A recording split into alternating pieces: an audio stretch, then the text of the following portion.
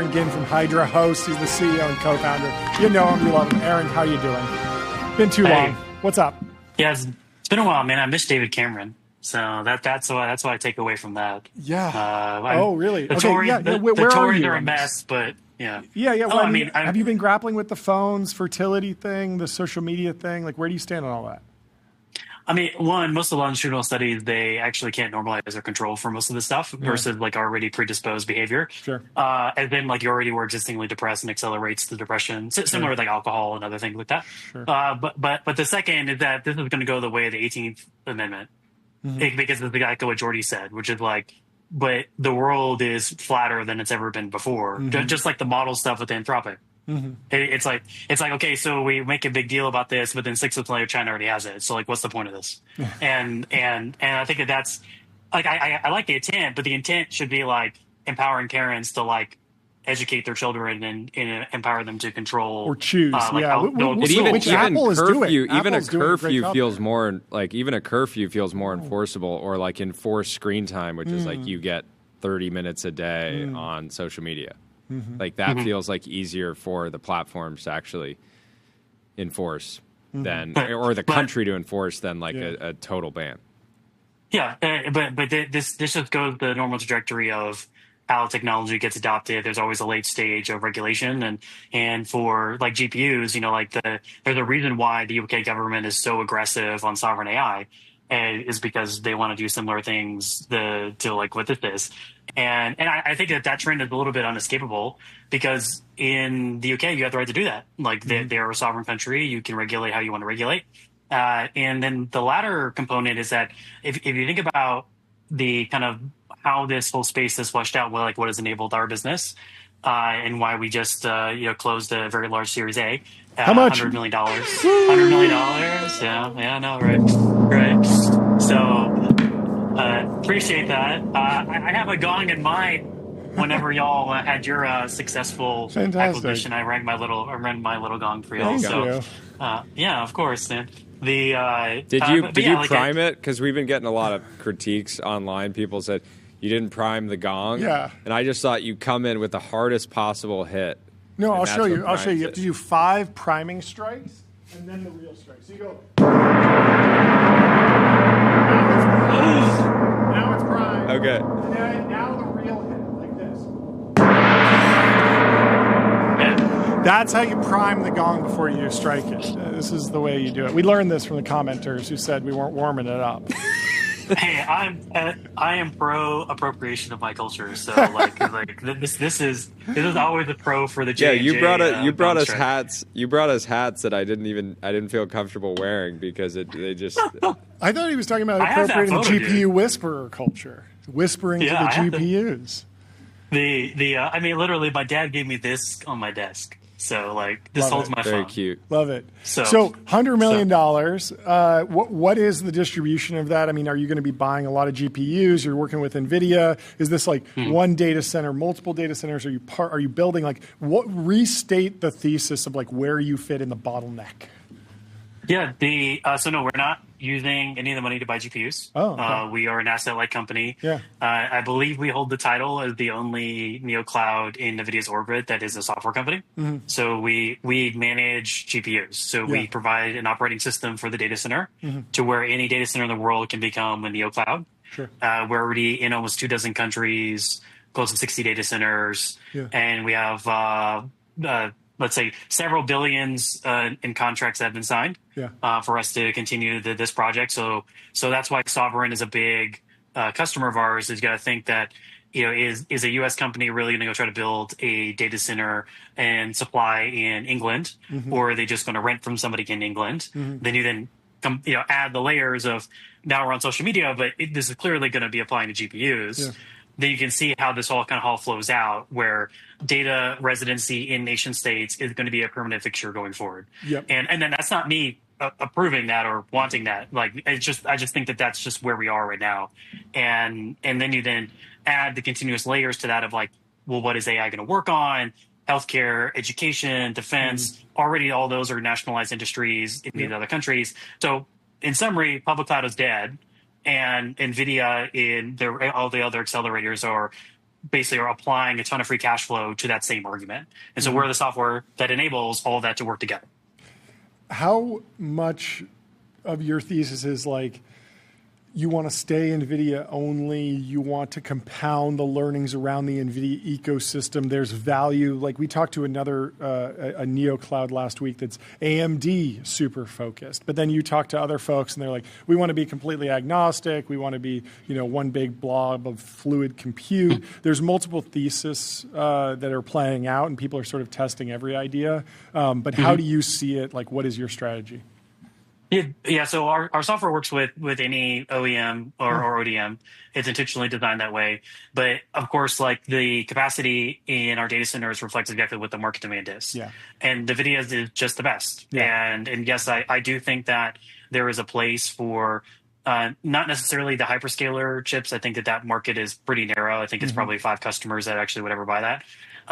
But the rest of the kind of alternatives, they're all going to be designed for very specific use cases. But if you're in a market where power is going to continue to be constrained, data center space is going to be continuing, you're going to pick the most, like you're basically always going to pick the Porsche Cayenne Turbo over and over and over again. You want to put your kids in it. GT. You want to put some stuff in the back. Yeah. You mean the GT? And you want to go fast. You want to go fast, or Mercedes. Station wagon, right? The AMG station wagon, right? Yeah, that's a good one. Classic. So that's the NVIDIA play, right? Is that I'm the best, I'm expensive, but I can do everything you wanted me to do. And ASICs and TPUs, et cetera, they're like, I'm getting a motorcycle, I'm getting a Skoda, and the market will eventually get there. But or in like a world where cross cabriolet, up there. So. React to what Gavin Baker just told us in the show earlier. I asked him about, it looks like the trend lines are widening between the United States closed source model capabilities and Chinese open source model capabilities. There's a bunch of charts that show one line is growing linearly, the other is growing exponentially over time. That could be really good for America. It could mean a lot of different things. They could catch up. Who knows? But he was saying that the big reason for that is that Blackwell's a great chip. They've had the ability to buy it, and they've turned their back on NVIDIA, even though Jensen and NVIDIA went to Washington and figured out the correct framework to allow for exports. Those exports have not been received on the other side because of the push to build an indigenous supply chain.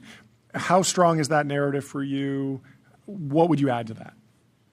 I think on one of my last op-eds and appearance of the show, I told you all that was going to happen, that China was going to basically reverse ban. Okay. And that's why I wasn't really that concerned about the initial kind of button. Sure. Yeah, because that wasn't actually the goal. It's again, like y'all both know my disposition is I love this country and I'm happy my family came here. But there's a kind of underappreciation about how actually Chinese people think and what their goals are as society. So I agree with Gavin's kind of, listen to him on All In, his other podcasts. Like he's very aligned with kind of our thesis about global compute. Sure. The one thing that I would add as a caveat, like the question is like, does it matter? And that's what we don't really know is that if we're in the market as customers, and I think probably all 3 of us has at least some German car, then other models of German cars are very interesting to us. But if China doesn't care because it buys Toyotas, it buys Volkswagens, it buys whatever, like lower end stuff, then it's just a different way of understanding the preference theory of another country. And currently, I think the safest assumption that we should have as Americans is that it doesn't matter to them, and because it could be 80%, and that's all it needs to be. And if you look at the history of CCP policies, everything from environment to manufacturing to buying stuff from Temu, it seems like the consistent strategy is that 80% is good enough. And the one thing that we do have to be very careful about, which Sachs has talked about pretty religiously, is that they are winning on the adoption side. And every kind of arc of innovation that has happened in the world, like previously AI, America has won the several stages of the like industrial revolution to other phases of the internet because we are first to adopt. And China clearly is the first to adopt on robotics, on drones, on AI integration. And that's where maybe they figured out it doesn't matter. Like they can solve it via other mechanisms like dirty power, inexpensive chips, and they can kind of go their own trajectory. So like, I'm with the administration on the changes that they've all implemented. I would say that Friedberg's kind of last rant last week was definitely echoing like my view on things, which is like the government always thinks they can do something about something when they realize they can't, and then they spend a bunch of energy, and then at the end of the day it doesn't work, and then they still claim victory. Like the war on poverty is a great example. Yeah. And so I feel like that's where we're going to end with AI, where in the end it kind of like all this effort really didn't matter, and it caused entrepreneurs to slow down, and then eventually the government backs off and realizes that we have to quote David Sachs, let America cook. Yeah. Is distillation a bigger problem than chip exports? I think most of that's overblown, and it's kind of hard to prove. Huh. Yeah, I think it's actually quite hard to prove. Huh. And I also believe there is this kind of even subtle... if the model will just tell you straight up that it's flawed. Yeah. Or it's yeah, like that. Like I undoubtedly, like I'm not to be clear, it totally does happen. The question is like, how much does it matter? Yeah.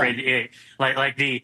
And I think a lot of it is oriented towards the fact of like underappreciating the fact that Chinese engineers are actually amazing at this product. And I think it's kind of all coded with that. Sure. That like, if they're copying us, somehow they can't do it themselves. Mm-hmm. And they have proven over and over and over again they can. Yeah. And then you then go into the fact of obviously coding is now universally accepted as a wide adoption, or like, the first CSA foothold for AI. Mm-hmm. Well, that's because it was also the most widely used by that customer base. Mm-hmm. And it has a firm yes or no answer. Mm-hmm. So now you see China, which is using kind of grade B models currently, but is accelerating in its adoption.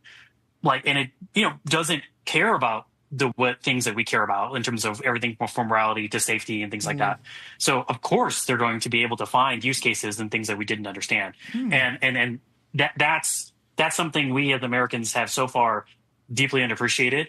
And you can see that in the poll numbers where data centers are more unpopular than nuclear energy. Yeah. And that's a quite scary place to be, which is why the kind of, I think, end arc of the data center business is actually going to mimic the oil and gas business, where the reason why fracking became this great energy revolution and why we became the number one exporter of oil and gas in the world is because oil and gas companies pay off owners of lands. Yeah. So that's just what forever too. I mean, you have a small piece of land that they're fracking on, like you get a check in the mail.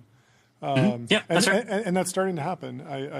There's a sounds like Brad is working on something. Oh, with the Trump accounts, but also, I mean, no, not even. He was sort of teasing like we have something around like because we were just saying why would you want a data center in your backyard if you can use inference from somewhere in another state. Right? Makes sense. Tyler just wanted to say hi. It's been a minute. Oh yeah. There we go. There's the hat. He kept the hat. Yeah. Oh, of course we kept. Of course we kept your gift. We would never. We would never. It's here, always in the office. It's on our hat rack with a space helmet, hard helmet, cowboy crown, hats, unicorn heads, powdered wig, I think. Oh, that's so great. Anyway, thanks so much for taking the time. Yeah, congrats on the milestone. Great to see you. Yeah, thank you. Thanks, guys. It's been too long. Let's do this again soon. We got to chop it up on all sorts of things. It's always a great time. Have a good one. Yeah, absolutely. Yeah, and congrats to y'all too. God bless y'all. Y'all definitely out of the few entrepreneurs I know, man. Like, I was very happy for y'all. Y'all deserve it. Thank you. Thanks, Aaron. We'll Great talk to see you you soon. Congrats.